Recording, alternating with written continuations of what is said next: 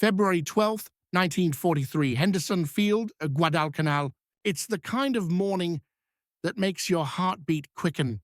The sun's just up, stretching long shadows across the rough coral runway. 24 dark blue Corsairs sit there, engines cold, waiting. Major William Gears glances at his watch. 6 a.m. In 2 hours, these F4U Corsairs will take off for their first real combat mission in the Pacific. Not a patrol, not another training run. This is an escort job, 230 miles deep into Japanese territory, all the way to Vella La Vella. Nobody out there on the flight line knows it yet, but this squadron's arrival is about to start the most brutal fighter campaign the Solomon Islands will ever see. For over a year, the Japanese owned these skies. Their Mitsubishi Zeros weren't just fighters, they'd become legends. Untouchable, unbeatable, absolute masters of the air. But that was about to change. The Pacific War had already taught America one harsh lesson. If you control the sky, you control the fight. Lose the air, and you lose everything. Ever since Pearl Harbor, Japanese pilots had outflown, outfought, and outthought their American counterparts. The Zero could outturn anything the U.S. put up. It climbed faster, flew farther, and its pilots were no rookies. These men had sharpened their skills over China, shooting down easy prey and learning every trick. Rabaul was their stronghold. The best of the Japanese Navy's aviators were based there, over 700 pilots, most with hundreds of hours in combat. They were the ones who'd crushed the British at Singapore, swept aside the Dutch, hammered the Americans at Pearl Harbor. Names like Lieutenant Commander Saburō Sakai, more than 60 kills. Warrant Officer Hiroyoshi Nishizawa, Japan's future ace of aces, over 80 victories before he was done. These weren't just pilots, they were artists. And the sky over the Solomons was their canvas. The Tainan Air Group, the 251st, the 204th.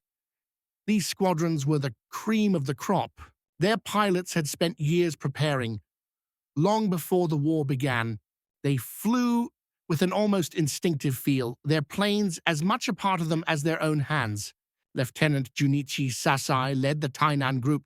He'd hammered out tactics that squeezed every drop of advantage from the Zero. His men flew loose, trusting each other, ready to break off and take initiative, but always watching each other's backs. In a turning fight, the Zero was king. They'd get on your tail and just stay there, waiting for the perfect shot. Then there was the Corsair. On the coral at Henderson, it looked like a beast in a cage. Those bent wings, broad and menacing, gave it a profile you couldn't mistake. Japanese pilots would soon see it in their nightmares. The thing was a monster. 2,000 horsepower from its Pratt & Whitney double Wasp engine, topping 400 mm. The prop was so huge, they had to bend the wings just to keep it off the ground. 6 50 caliber Brownings, spitting out a combined 4,500 rounds a minute. Altogether, 350 rounds on board, plenty to cut. A 0.5 with a 2-second burst, but the numbers only told part of the story. At first, the Navy didn't even want the Corsair on carriers. The nose was so long, you couldn't see anything when you landed. The left wing would stall before the right, rolling the plane over at low speed.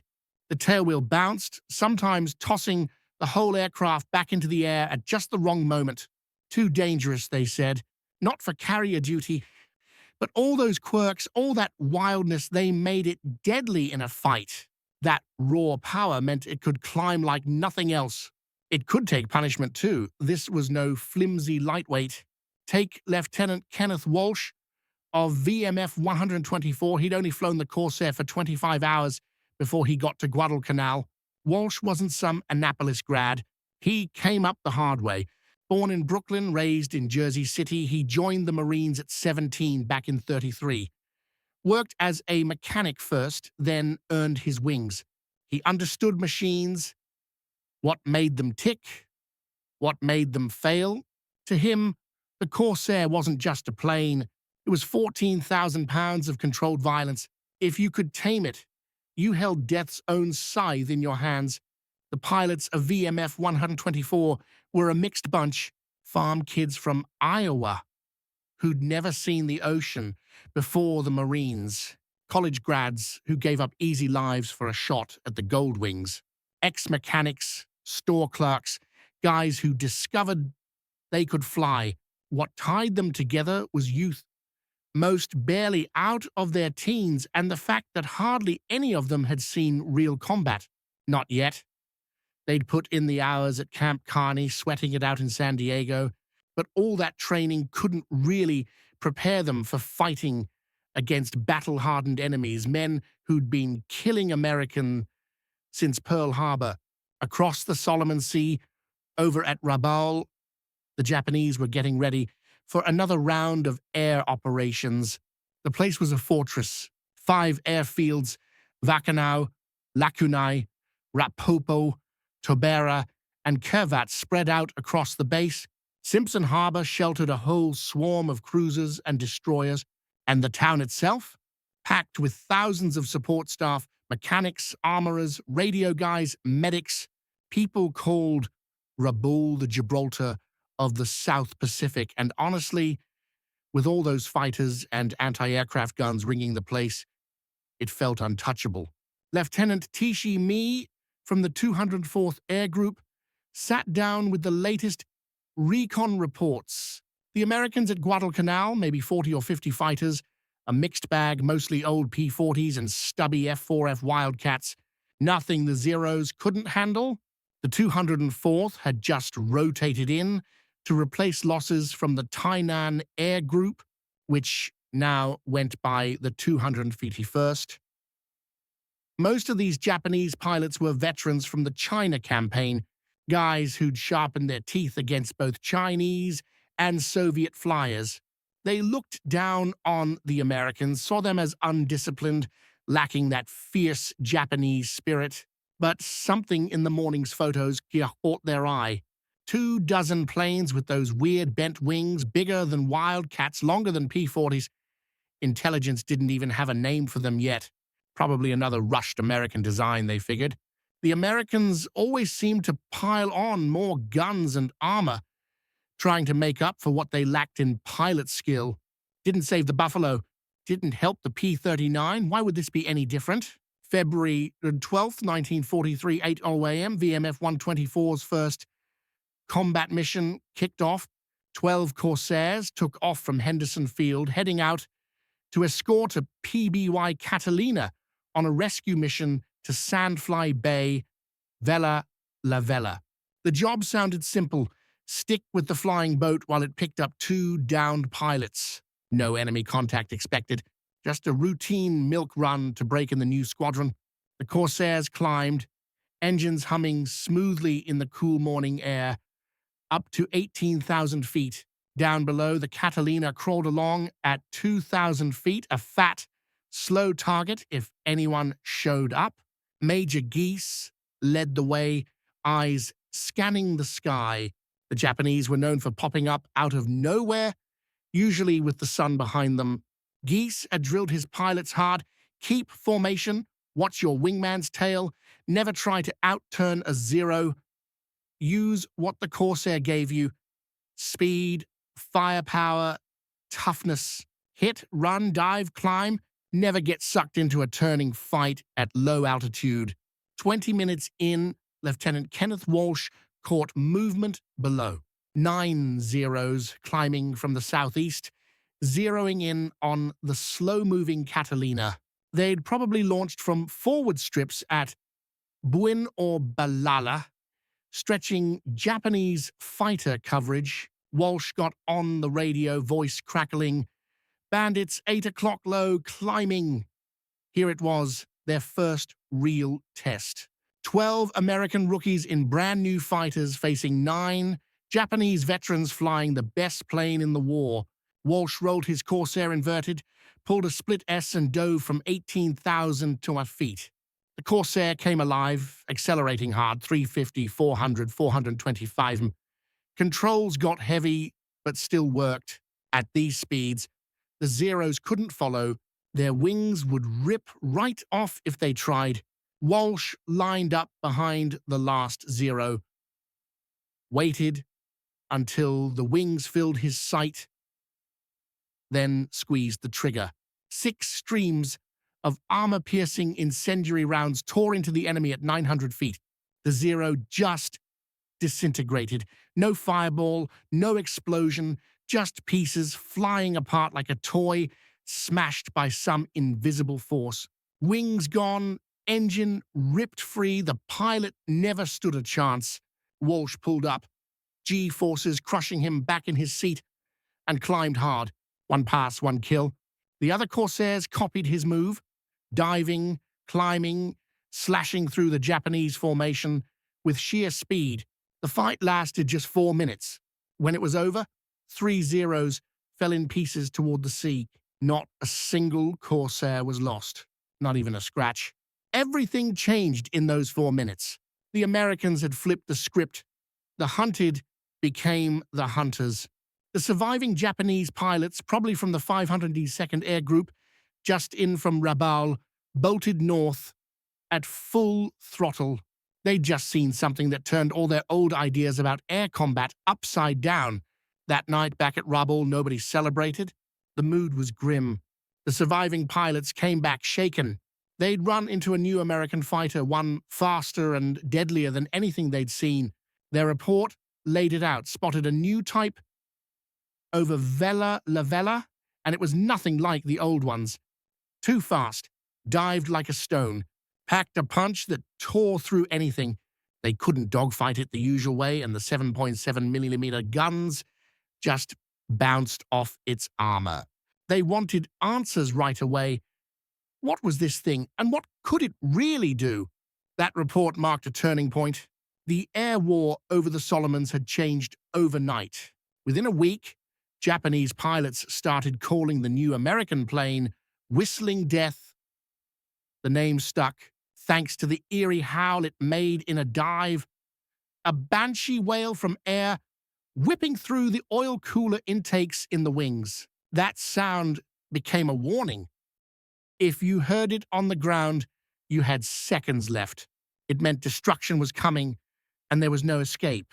Things got ugly fast. Japanese bomber raids over Guadalcanal, once escorted by 12 fighters, now needed 20 or 30. Even so, the losses piled up. The Corsair's speed meant American pilots could fight on their own terms, attack when they wanted, disappear when things got hairy. Japanese pilots spent most of their time trying to shield bombers, but the slashing attacks just kept coming. They couldn't keep up. By March 1943, every Marine fighter squadron in the Solomons was switching to Corsairs.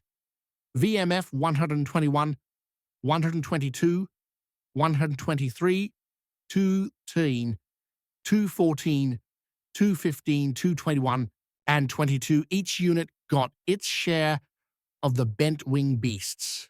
The switch wasn't easy. In the first month, 7 planes crashed, not from enemy fire, but from handling the tricky new machine. The Corsair could be brutal. Its long nose blocked the runway during landing, so pilots had to come in on a curve and straighten out at the last second. Miss that timing, and the big props torque would flip the plane over. But for the pilots who figured it out, the Corsair was a monster, strong enough to take on anything in the sky. The plane changed the whole game. American pilots ditched the old dogfighting tactics that the nimble Zero loved. Instead, they dive in from above, fire, then zoom away before anyone could react. The Corsair could dive so fast it had ripped the wings off a Zero trying to follow. It could take hits that would shred lighter Japanese planes. Most importantly, it could chase down and finish off any enemy, always from a position of strength. The Japanese scrambled to keep up. New tactics popped up in training schools back home, attacking from several angles at once, trying to force Corsairs into slow dogfights, aiming for weak spots like the oil cooler intakes or the thin canopy rails. But every new trick got met with an American answer. When Japanese pilots started attacking from directly behind to avoid the Corsair's nose guns, American pilots used the thatch weave, a teamwork maneuver that kept them covered. When Zeros tried to outclimb at slow speeds, Corsair pilots just refused to play unless the fight was above 250 meters. Then came April 1st, 1943. Lieutenant Walsh led 4 Corsairs on a sweep over the Russell Islands. That morning, the sky was mostly clear with clouds at 10,000 feet, a perfect place to hide.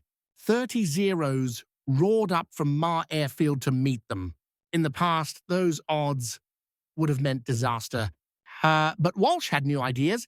Instead of mixing it up in a giant brawl, the Corsair pilots held their altitude, attacked in coordinated dives, and covered each other on the climb out. The fight turned vertical, Corsairs diving from 20,000 feet, firing, then zooming back up. The Zeros tried to follow, but just stalled out, hanging in the air, easy prey for the next diving Corsair. Walsh shot down 3 Zeros in 7 minutes, all the same way: dive, shoot, climb, reset. His wingman, Lieutenant Archie Donahue, got 2 more. 4 Corsairs claimed 11 victories and came home untouched.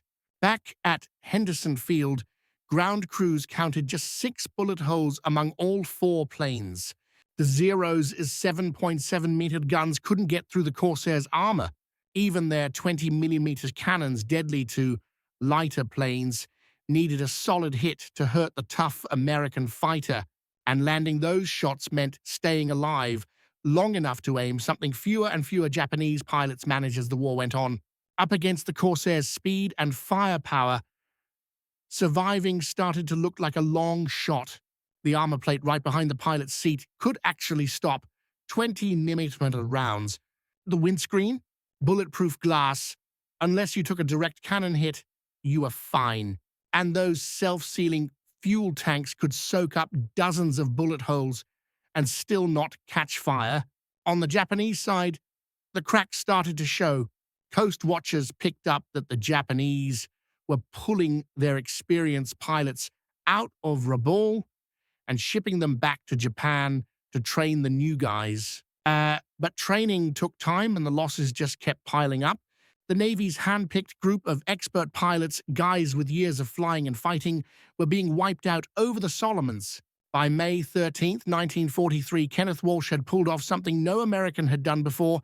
He became the first Corsair ace, racking up 5 confirmed kills. That 5th one came in a wild dogfight over the Russell Islands.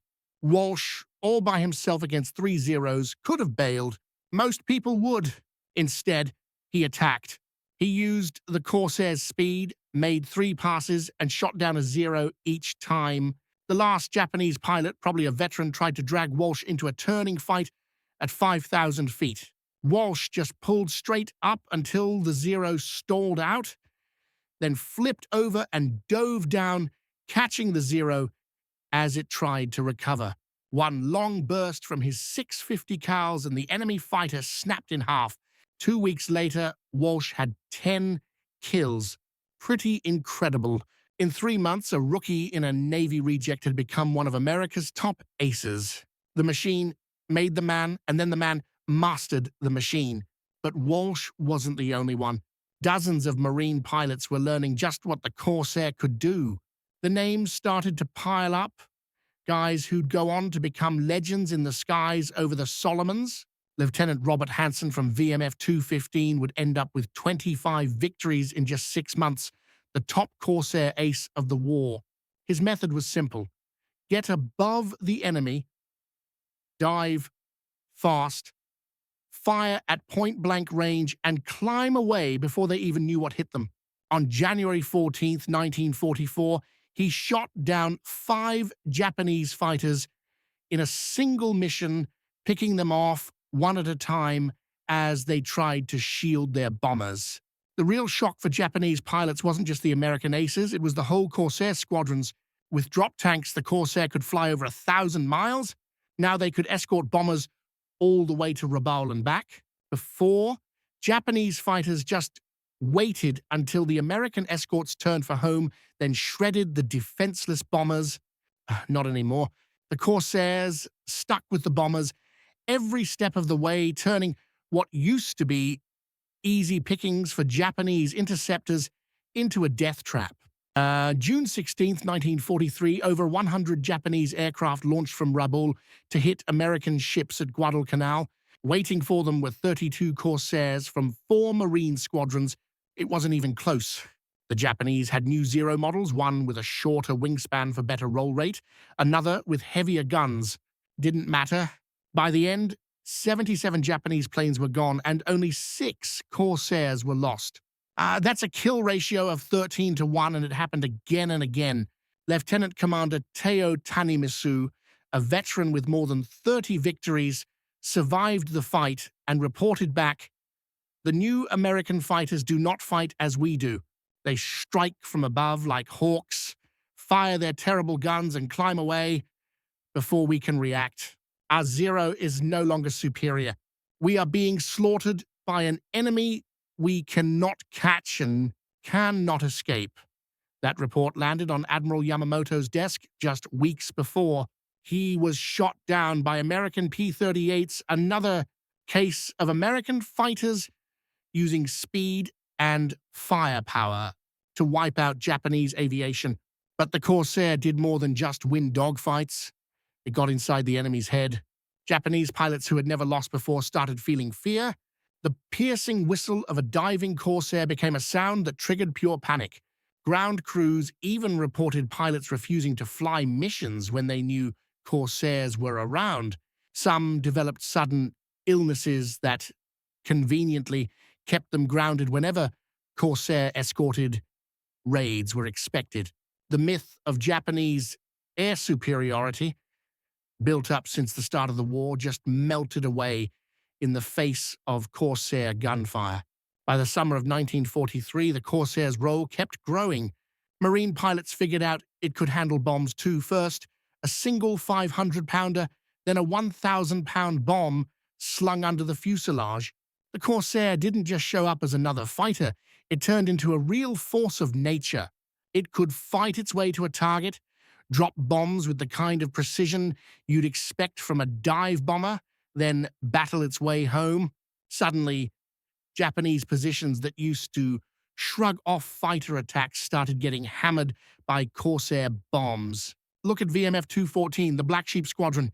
Major Gregory Pappy Boyington led them, and they became the poster kids for how the Corsair changed the air war. Boyington already had serious cred from flying with the Flying Tigers in China. He understood both the Japanese Zero and the Corsair inside and out. He got creative, came up with tactics that played to the Corsair's strengths and left the Zeros scrambling.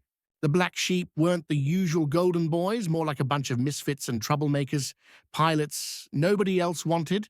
But Boyington turned them into the most effective fighter squadron in the Solomon's name. They called themselves the Black Sheep because they were orphans, pilots without a permanent home. Under Boyington, though, they became deadly. In just 84 days, VMF 214 shot down 97 Japanese planes and lost only 12 Corsairs.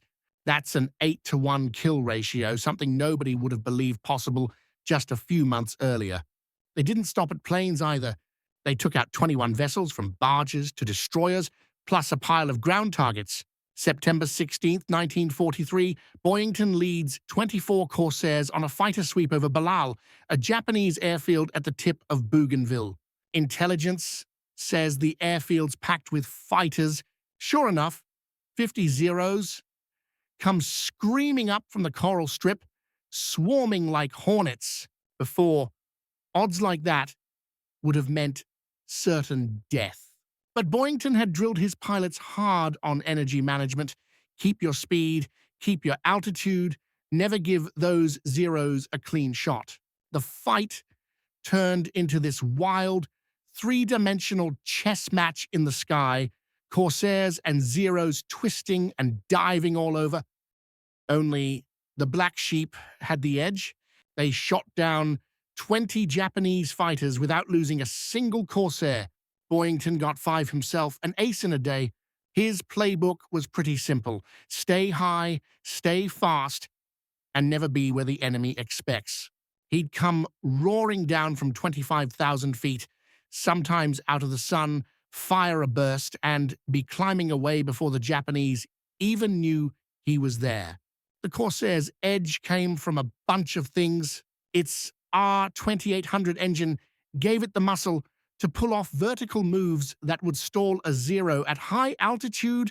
The Corsair's supercharged engine just kept pulling while the Zero started to gasp for air. The propeller, Hamilton standard, gave it great acceleration and climb above 10,000 feet. The plane was tough too. Armor around the cockpit, self-sealing fuel tanks, backup controls. It could take hits that would tear a Zero to pieces. And the guns, brutal 650 caliber machine guns, all firing together at 300 yards, could throw 80 rounds a second at a target. Armor-piercing incendiary rounds punched through engines, set fuel tanks on fire, and shredded control surfaces. Japanese pilots said getting hit by Corsair fire felt like being pounded by sledgehammers. Planes didn't just go down, they blew apart in midair. But machines don't win wars by themselves. American factories didn't just crank out planes, they cranked out pilots too. Japan couldn't keep up, struggling to train new pilots as their losses mounted. The US ramped up training in a big way. Before the war, there were only a couple of main bases. Now new pilots trained everywhere: Pensacola, Corpus Christi, Jacksonville, Miami, San Diego, Hawaii. By the time they shipped out, each pilot had logged about 300 hours, with 50 hours in their actual combat plane. Japanese replacements sometimes had less than 100 hours, sometimes as little as 60. The Corsair gave even average American pilots a shot at beating veteran Japanese aces. It forgave mistakes that would kill you in a Zero if things got dicey. Its speed let pilots get out alive. The armor helped them survive bad calls in combat. Lieutenant Commander Minoru Genda, one of the brains behind Pearl Harbor and Japan's top tactician, visited Rabaul in August 1943. He didn't sugarcoat it. The enemy's new fighter, he said, had changed the game completely. Old tactics were useless. Japan needed new planes, new training, a total overhaul. But there wasn't time. They're killing us faster than we can adapt, he told Tokyo. He recommended pulling back, saving pilots for the defense of the home islands. Nobody listened. The math was brutal. Japan started the Solomons campaign with about 400 front-line pilots in the area. By August 1943, more than 300 pilots were gone. Their replacements just didn't have the skills or experience. Meanwhile, American pilots kept getting better. Veterans came home, shared what they'd learned, and the new guys picked it up fast. Tactics, refined right in the middle of combat, went straight into training programs. The steep learning curve that cost so many lives in 1942 turned into a teaching advantage. By 1943, the Corsair even pushed people to get creative. At first, nobody could land it smoothly on carriers. The visibility was terrible. So the British Fleet Air Arm tried something new. Instead of coming in straight, they made a curved approach, keeping the landing signal officer in sight right up to touchdown. That fixed the problem. They also tweaked the tailwheel's oleo strut to cut down on bouncing. With pilot training now focused on the Corsair's quirks, accidents dropped. By late 1944, Corsairs were flying off American carriers without a hitch, their guns adding real punch to the fast carrier task forces. VF-17, the Navy's Jolly Rogers, led by Lieutenant Commander John Tommy Blackburn, showed just how versatile the Corsair could be. The squadron was supposed to serve on the carrier Bunker Hill, but Navy brass were nervous about the Corsair's carrier landings, so they sent VF-17 to land bases in the Solomons instead. Looking back, that was a lucky break. On shore, the Corsair could use its full range and carry bigger loads. Blackburn's pilots didn't waste the chance. They figured out how to use Corsairs as fighter bombers, strapping 1,000-pound bombs underneath and inventing new dive bombing techniques. They even discovered that dropping the landing gear acted like a built-in dive brake. On November 11, 1943, during the attack on Rabaul, VF-17's Corsairs shot down 18 Japanese planes, dropped their bombs on target, then took out 5 more enemy aircraft on the way home. This multi-role ability changed the Corsair from just an interceptor to a real offensive weapon. The squadron's results were incredible. In 76 days of fighting, the Jolly Rogers destroyed 152 Japanese aircraft, almost 2 per day. Tommy Blackburn himself got 11 of those kills. Most impressive?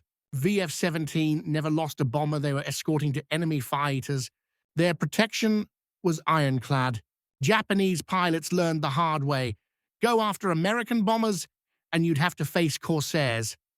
And that was almost always a death sentence. Some VF-17 pilots stood out even more. Lieutenant Ira Kepford became the Navy's first Corsair ace, racking up 17 kills. His approach? Get as close as possible, close enough to see the enemy pilot, then unleash all 6 guns at point-blank range. Risky, but brutally effective.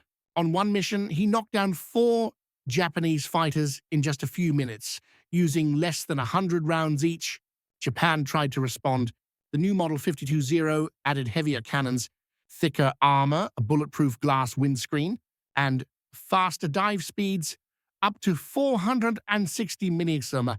But all this extra weight killed its famous agility, and it still couldn't match the Corsair's raw power.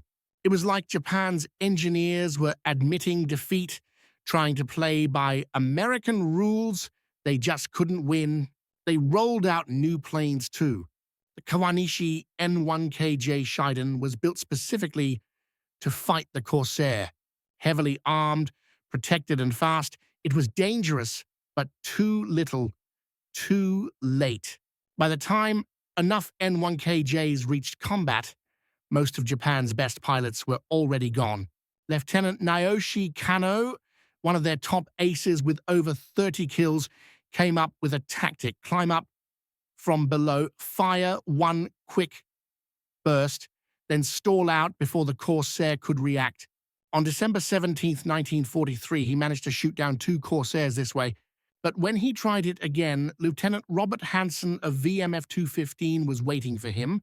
Hanson, wise to Kano's move, dove straight through his own formation and caught the Japanese ace in a climbing turn. Hanson's .50 calibers ended Kano's career in 2 seconds. Even Japan's best couldn't keep up anymore. By November 1943, Rabaul, once an unbeatable Japanese stronghold, was under daily attack by bombers with Corsair escorts. The airfields were just craters. Simpson Harbor was filled with sunken ships. 100,000 Japanese troops were stranded, left to rot as the war moved on. The Allies didn't need a bloody invasion. Air power did the job, with the Corsair leading the way. By January 1944, American Corsairs ruled the skies over the Solomons. The Japanese stopped flying during the day. If they wanted to attack, they had to do it at night or pray for bad weather to ground the American fighters. The last of Japan's experienced pilots got pulled back to protect the inner ring of defenses. In their place, kids who barely knew how to fly, let alone fight. They died by the dozens. Sometimes whole squadrons disappeared without landing a single hit. Lieutenant Sadamu Kamachi, one of the few Japanese aces still alive, wrote in his diary, "Today I watched 12 of our fighters go after 8 American Corsair. Within minutes, 9 of ours were burning. The rest ran. I didn't try to help. What good would one more zero do? We've already lost the air war. We're dead already. Our bodies just don't know it yet." But the Corsair's impact went way beyond just racking up kills. Suddenly, American bombers could hit targets the Japanese once kept safe. Ground troops pushed forward with air support overhead. Always. Supply lines that used to need heavy fighter escort now moved under the Corsair's protection, flying out from scattered island airstrips. With a 1,000-mile range, nowhere in the Solomons was safe from American planes. Marine First Lieutenant Kenneth Walsh showed just how dominant the Corsair was. On August 15, 1943, outnumbered 6-1, he dove right into a Japanese formation attacking American ships. He took out 2 dive bombers and a fighter even as his Corsair got shot up. The plane's armor saved him. After landing, they counted more than 50 bullet holes. None hit anything vital. 2 weeks later, on August 30th, Walsh's engine died during an escort mission. He landed at Mund, jumped into another Corsair, and took off to rejoin the fight. Alone over Kahili, he ran into 50 Zeros. He didn't hesitate. He shot down 4 enemy fighters before they finally got him. He bailed out, spent hours in a life raft, and got picked up by a flying boat. For all that, he got the Medal of Honor and went right back into combat. By the end of the war, Walsh had 21 kills, all in Corsairs, all against so-called superior Japanese pilots. The technology gap only got bigger with each new Corsair model. The F4U 1A got a bubble canopy and a raised seat so pilots could actually see what was happening around them, no small thing in a dogfight. The F4U 1C swapped in 4 20mm cannons with 120 rounds each. One burst could rip the wing off a Zero. The F4U 1D, 2 1,000-pound bombs or 8 5-inch rockets plus all its guns. Later versions carried napalm tanks, tiny TIM rockets, even torpedoes. They didn't wait years for upgrades either. If pilots complained about carbon monoxide leaks, engineers redesigned the exhaust. Trouble with the tailwheel on carrier landings, softer struts. Need better radios. New sets went in. The Japanese, choked by resource shortages and battered factories, couldn't keep up. By February 1944, a year since the Corsair first saw combat, Marine and Navy Corsair squadrons had shot down more than 600 Japanese planes. Fewer than 80 Corsairs were lost to enemy fighters. That's an 11-to-1 kill ratio. It wasn't just dominance, it was a whole new kind of war. Air superiority, once Japan's biggest edge, had become America's ticket to victory. The numbers were almost unbelievable. Corsair squadrons racked up staggering kill ratios again and again. Pilots became aces in a single fight. Japanese groups went up and just vanished, sometimes without scratching a single American plane. This wasn't even combat anymore, it was execution. Everyone knew it. The Japanese, the Americans, both sides could see where this was heading. Captain Minoru Genda, mastermind of Pearl Harbor, and Japan's top aerial strategist, put it bluntly in his report to the naval staff: the Corsair has made our entire naval aviation doctrine obsolete. We trained for 20 years to fight a war that doesn't exist anymore. The Americans changed the rules, built a better plane, trained better pilots. We can't catch up. We can only die with honor. The human cost was brutal. Japan lost about 2,000 naval aviators in the Solomons campaign, most of them to Corsairs. Not just pilots, but instructors, commanders, and the people who'd built decades of hard-won experience, and they couldn't be replaced. Before the war, it took the Japanese Navy 3 years to turn out a carrier pilot. By 1944, they were throwing teenagers into combat after less than 6 months of training. The results? You can imagine. American losses hurt, but they could handle it. U.S. factories spat out Corsairs faster than combat could chew them up. By 1944, Vought cranked out 300 Corsairs a month, one every 82 minutes. Goodyear and Brewster chipped in too, building their own versions under license. Pilot training back home exploded after Pearl Harbor. New pilots arrived at the front, better trained, sharper, and more dangerous than those who came before. Every wave of Corsair pilots hit harder than the last. Experience piled up, and so did confidence. The Corsair didn't just kill planes, it got inside the enemy's head. Tokyo rose. The English-speaking voice of Japanese propaganda even warned American pilots over the radio, the whistling death brings death to those who fly it too. But who really listened? Japanese pilots knew what was coming. When Corsairs showed up, survival meant running for your life, and even that wasn't a sure thing. Major Gregory, Pappy Boyington's last fight, showed both the Corsair's muscle and its limits. January 3rd, 1944, he led a sweep over Rabaul, shot down his 26th and 27th enemy planes, then took hits from ground fire and fighters. His Corsair finally gave out. He survived the crash, but wound up in a Japanese prison camp for the rest of the war. Even the best pilot in the best plane could get shot down. But the Black Sheep Squadron kept racking up kills without him. 94 more Japanese aircraft, with or without their famous leader. The Corsair was the real ace maker. It turned average pilots into killers and good pilots into legends. This changed the war. When P-38 Lightning shot down Admiral Yamamoto in April 1943, they only got through because Corsairs had driven off the Japanese fighters. Rabaul, Japan's most important base, got cut off and neutralized thanks to Corsair air dominance, no invasion needed. The Marines leapfrogged from island to island, always under the umbrella of Corsair squadrons. By the time they hit the Philippines in 1944, Corsairs flew from land and carriers, the early carrier landing problems, sorted out by better training and a few tweaks to the plane itself. Marine squadrons VMF 124 and VMF 213 operated off the USS Essex, guarding the fleet and pounding the ground. Their presence over Leyte Gulf helped clinch the biggest naval battle in history. The Corsair even rewrote the rulebook for carrier operations. At first, the US Navy said, "No way, too tricky to land." Then British Royal Navy pilots figured out a curved approach pattern that worked. Suddenly, carrier landings weren't so scary, and the US Navy brought the Corsair back on board. By late 1944, Corsairs were flying off American carriers too.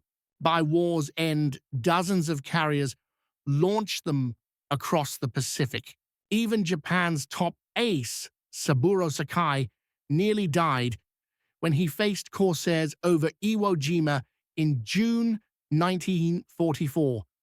He had more than 60 kills under his belt, but his Zero came back full of holes, the cockpit thick with smoke. Only skill and luck saved him. He didn't mince words. Fighting Corsairs with Zeros was like charging a tank with a sword. Brave, sure. Smart? Not at all. The Mariana Islands campaign in June 1944 showed just how far the Corsair had come. During the Great Marianas Turkey shoot, most kills went to Navy Hellcats, but Marine Corsair squadrons based on the islands helped turn the day into a massacre. The Japanese lost over 400 planes, most to American fighters. The kill ratios were so lopsided some pilots felt guilty. It wasn't a battle, it was target practice. The numbers tell the rest. By August 1945, Corsairs had racked up 2,140 air-to-air kills against Japanese planes. They dropped over 15,000 tons of bombs, 70% of all bombs delivered by US Navy and Marine fighters in the Pacific. They hit or sank more than 400 Japanese ships. Not bad for a plane the Navy almost refused to take to sea. In the end, the Corsair became the most successful naval fighter in history. Production of the Corsair kept rolling until 1953. By the end, they'd built 12,571 of them, the longest run of any World War II fighter. Out at Okinawa, Corsairs proved themselves against the kamikaze threat. They were fast enough to intercept suicide planes before they could reach the fleet. And when they fired, they didn't just knock a kamikaze out of the sky, they finished the job. The Marines called it turkey shooting, but there was nothing easy or safe about it. All it took was one kamikaze slipping through to sink a destroyer or cripple a carrier. But you can't measure this story in numbers alone. Every zero that went down meant a Japanese pilot lost, someone's son, husband, or father. As the months dragged on, Japanese aviators realized they weren't just losing, they were being wiped out. The mood turned grim. Kamikaze attacks weren't just desperate, they were a final, brutal admission that fighting Corsairs in a fair fight was basically suicide, minus even the hope. Take Ennen Teao Yamamoto. He showed up at Rabaul in March 1944 with only 90 hours in the cockpit. He survived just one run-in with Corsairs. His diary, found after the war, tells you everything. Saw the bent-wing devils today.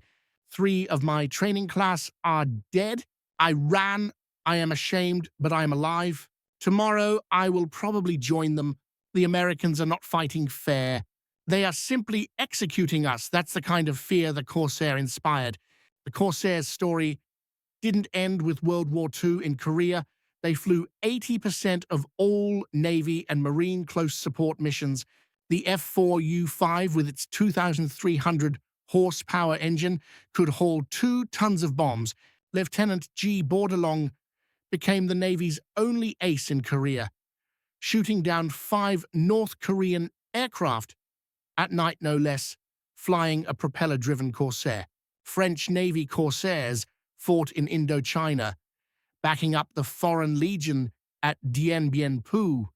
Even after the assembly lines shut down in 1953, Corsairs kept flying with air forces all over the world. The Corsair even popped up again in 1969 in the Soccer War between Honduras and El Salvador.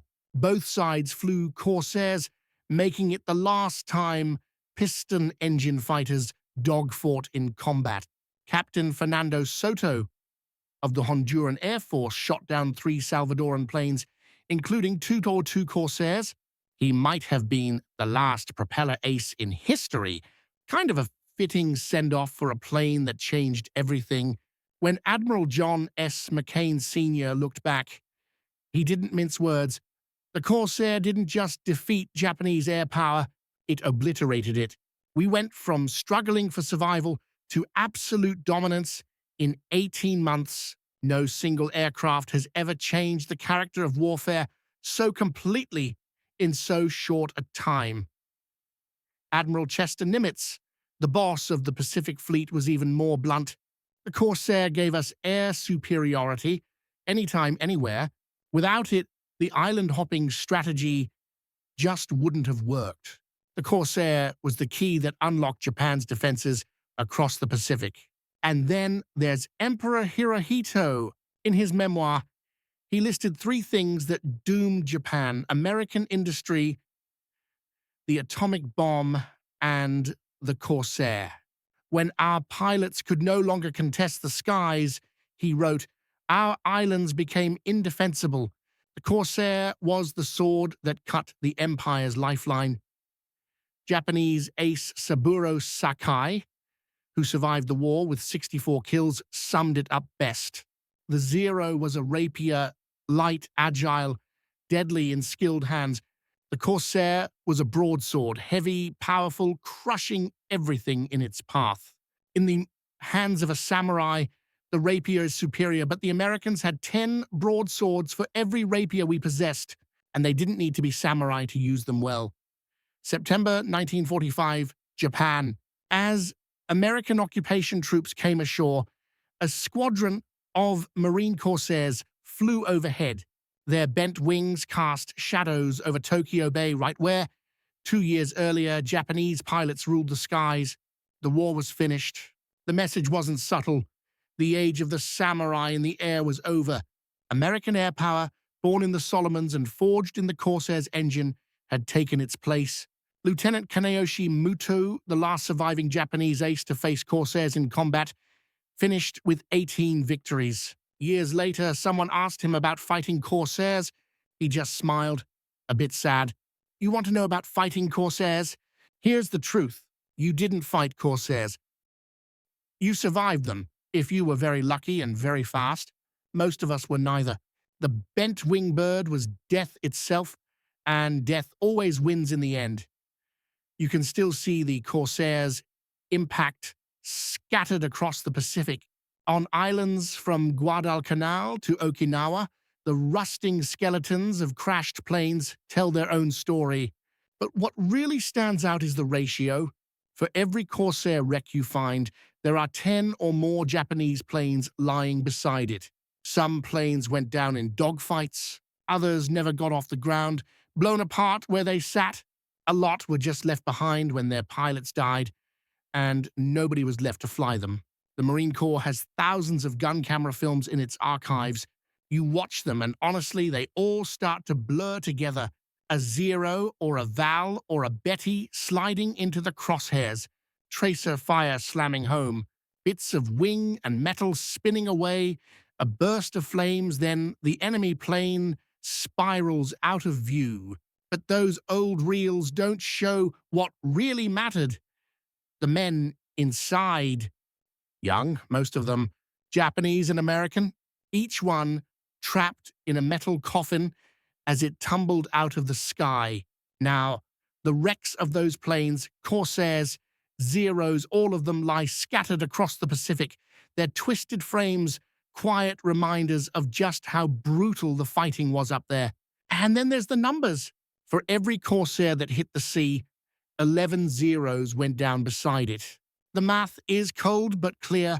When you put better machines, good training, and massive factories together, the fight stops feeling like a fair fight. It turns into a slaughter. The Corsair didn't just win. It changed everything.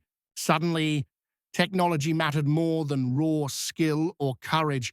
The days of the lone ace ruling the skies were over. Now, air power belonged to the side that built smarter and faster.